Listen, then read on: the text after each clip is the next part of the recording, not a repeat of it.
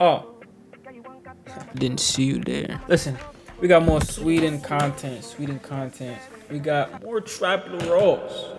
Or his clips. This is from the documentary he did on Sweden and all that gang war that's happening over there. Another clip, the bank heist that sparked the Swedish gang war. Again, I'm gonna say it, just like I said it in the last video I did. If you want to see the full documentary to the video he made, put in the comments, DM me. Don't be shy, man. Subscribe. Tell me what you want to see. Tell me what you want to see, because sometimes it's like y'all don't be hearing me, or it's like you skip the intro. Let's do this though. I kind of already know what to expect. I watched the first one. It does seem interesting. The little video he did does seem interesting though. I can't lie to you. Social media's on the screen. Get in tune with the Twitch, the main channel. If it's not pinned in the comments, just type in Wavy Duo TV rebooted. You know what I'm saying? 22nd of July 2020, My fault, y'all gonna see. in the suburb of Täby, about 20 minutes drive from Rinkeby, a group of at least 4 individuals pulled a heist at Forex exchange, getting away with cash worth about $200,000 US. This was a major lick that everybody was soon talking about in the streets of Rinkeby. By the end of that day, word had spread that a 19-year-old guy called Izzy had allegedly been the main culprit behind the operation. However, there had originally been others involved in planning this robbery. One of these guys was a 16-year-old Mazla. But for whatever reason, Mazla was not invited to the heist itself, which led to him feeling betrayed by Izzy for carrying the robbery out without him. Mazla's friends were sharing his anger, namely Makalele, Musa, Shobra, and Talang. After the robbery that they were cut out of, they went to confront Izzy. They would end up meeting him near a subway station in Rinkeby, where things would soon escalate, eventually leading to the group taking Izzy to a nearby wooded area where one of them would end up shooting Izzy in the back while he was trying to escape through the woods. Izzy was able to stumble through the small forest, ending up in the suburb of Bromston, which is a middle-class neighborhood. Just for reference, this is like an upmarket area which is worlds apart from the projects of Rinkeby. And it's here in this upmarket I was neighborhood about to say that. That look like he look like a great neighborhood based off this house. up in the suburb of Bromston, which is a middle-class neighborhood. Oh shit! Wait, why did it just? This shit took away the whole. Just for reference, this is like an upmarket area which is worlds apart from the projects of Rinkeby. And it's here in this upmarket neighborhood that Izzy would ultimately collapse in the yard of an older couple who would phone for help. Unfortunately, later that night, Izzy would pass away in the hospital. En 19-årig man dog i natt efter vad vittnen uppfattat som en skottlossning i Västerort. Enligt Aftonbladet.se ska 3 skott ha avlossats i skogen mellan Rinkeby och Bromsten och 19-åringen ska ha träffats i ryggen. Polisen har... He said, close that back door, don't get snaked by my homie. Nah, they was like, damn, bro, you ain't let me in on a heist for real? Like, they wanted that breach. How much did he even get away with? 2. Those who stood with Mazla, who had been cut out of the robbery, Did it say? and those Am on I the bugging? inside who had been closer to Izzy. Mazla's group of close friends, who called themselves 3MST, which included that core group of Makan, aka Makalele, Musa, Shobra, and Talang. This is the group that would eventually be labelled the Death Patrol. Meanwhile, the friends of Izzy would have Talang, the MST, which included that core group of Makan, aka Makalele, Musa, Shobra, and Talang. This is the group that would eventually be labelled the Death Patrol. Meanwhile, the friends of Izzy would eventually begin using the name Shotters for their rival crew. But these labels for these groups wouldn't become prominent until some years later. And in the immediate aftermath of the death of Izzy, people close to him would go on the warpath, vowing to get revenge. According to later reports, the murder of Izzy acted as a watershed moment in Rinkeby gang politics, where youths formerly concerned mainly of hustling and petty crime would begin commonly carrying guns and eventually even having to wear bulletproof vests. Reports would also tell that Mazla and his friends went into hiding following the shooting due to the police likely looking for them as persons of interest. Although it's not been known for sure who had ultimately been the one responsible for pulling the trigger and killing Izzy, Mazla would reportedly make a call to his mother soon after Izzy's death, telling her that he feared that people were after him and that they wanted him dead. And these fears turned out to be valid, because not even 48 hours later, Mazla and his friends were ambushed at a gas station in the middle of the night. Unfortunately, them niggas had eyes on you. Mazla was shot in the head and later pronounced dead at hospital. The police and the Swedish media were quickly drawing a connection between both of these murders, and security camera footage from the scene would show 2 possible suspects running away from the gas station. The police would eventually find some compelling evidence pointing to Izzy's 2 older brothers as being involved in the murder, but they were eventually excluded from the investigation without ever being charged due to lack of evidence. In an act of reconciliation by the families and the broader Rinkeby community, both Izzy and Mazla were buried next to each other. but this post-murder gesture would do little to calm down the escalating situation. Yeah, between these that's former not gonna friends calm now at nothing war. down. Meanwhile, Maslow's friends like Makalele, Musa, Shobra, and Talang were soon caught out of town in connection with another completely unrelated investigation. So for the time being, this crew was momentarily broken up, as many of those involved were sent to so-called special youth detention centers, since there are no youth prisons in Sweden. Now, this is because How the old government were are they? apparently aiming to reduce the detrimental effects of time spent in prison by young people. Now, let's see how that turns out over the course of the rest of this story. But the sentences in these centers are relatively short, and already by the end of 2015, 14 but days. The sentences in these centers are relatively 4 short, years, 10 and months, already by yeah. the end of 2015, these gang comrades would all be reunited, and then they would continue to commit crimes, including robberies, home invasions, carjackings, and drug dealing. Now, eventually, all of those crimes would land these members in full-blown adult prisons, briefly lowering the temperature. Yeah, no shit. But soon, the war on those streets would heat up, and these gangs would pass the point of no return.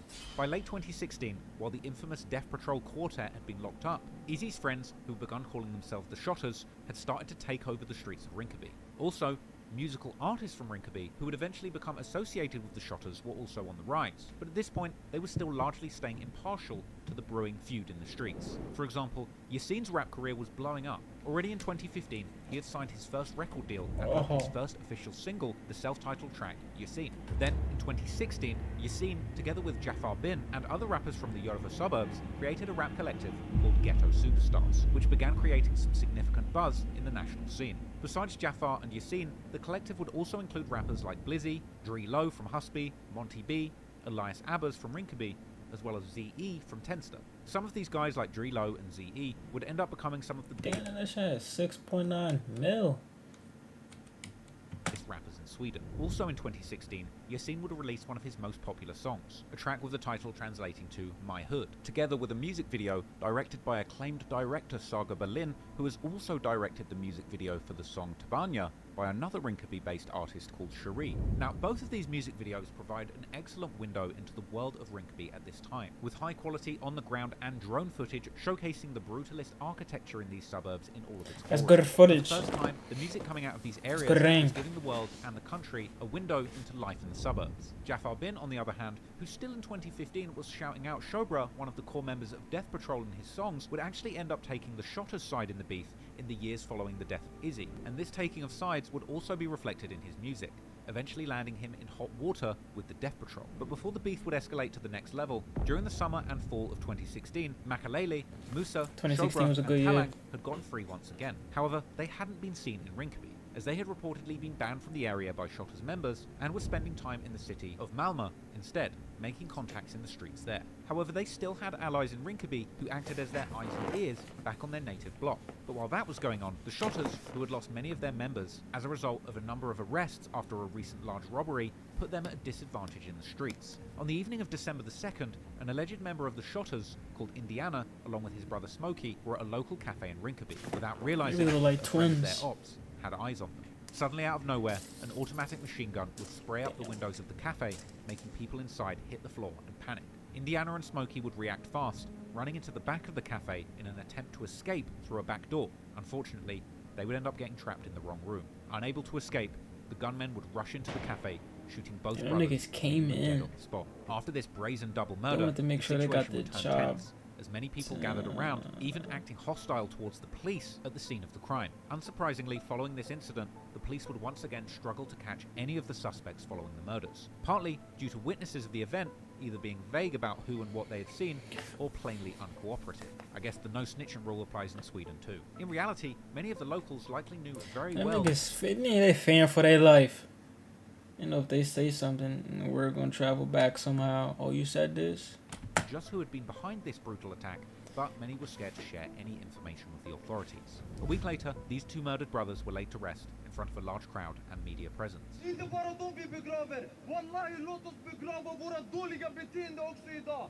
Låt oss begrava vårat hat och vårat krig med varandra. De som vill hämnas, tror ni de här grabbarna, våra bröder, tror ni att de här behöver att någon hämnas för dem? And at this point, the Swedish media were already reporting on how every 10th homicide in the country was linked to the suburbs of Järva.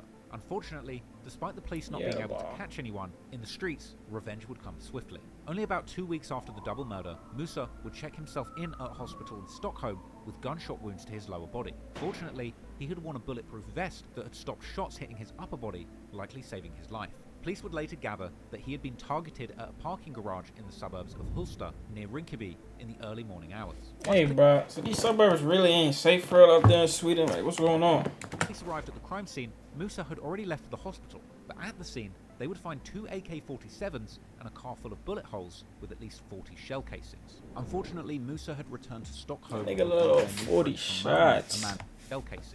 Unfortunately, Musa had returned to Stockholm with one of their new friends from Malmö, a man named Atto, aka A2, who was connected to gang members in Malmö who would later be known as Los Suecos, or the Swedes, a crew of contract killers who murdered numerous people in Spain.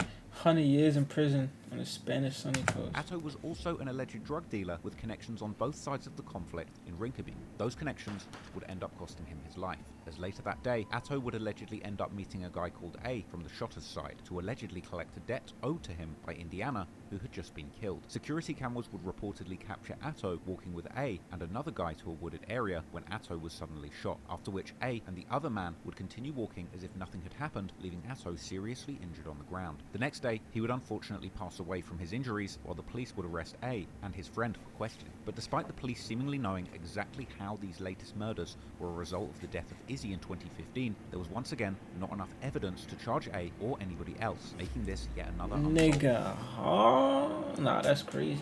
Niggas are really just having unsolved murders after unsolved murder. But like they have full-on growing footage list and of unsolved shootings in the city. Meanwhile, following Atto's death, the locals in Järva had had enough of the killing, and they would gather for a demonstration against the escalating violence. Sadly, this wouldn't make a difference, and it wouldn't take long from here for the bloodshed in the streets to begin spilling into the music. oh yeah, we know they be talking grimy. The drill music. I mean, I've never, Okay, I never just really what- heard no Swedish drill music before, but y'all probably gonna put me on sooner or later. But damn, it seems like the police is scared themselves. If it's true what I'm hearing about the whole no-go zones and everything like that in Sweden, then that's tough. That's tough. Cause I mean, they're not even trying to pursue no one that's even on that side or in that area. It's crazy, man. They want me to learn more about this. You know what to do already, man. I said it in the intro. If you weren't listening in the intro, that's your fault. Go back. Social media is there on the screen already. Don't be shy. Get comfortable. You know me? Subscribe. Like the video. Tell me what you want to see next. Tell me if you enjoy these solo reactions, man. I'm out of here, though.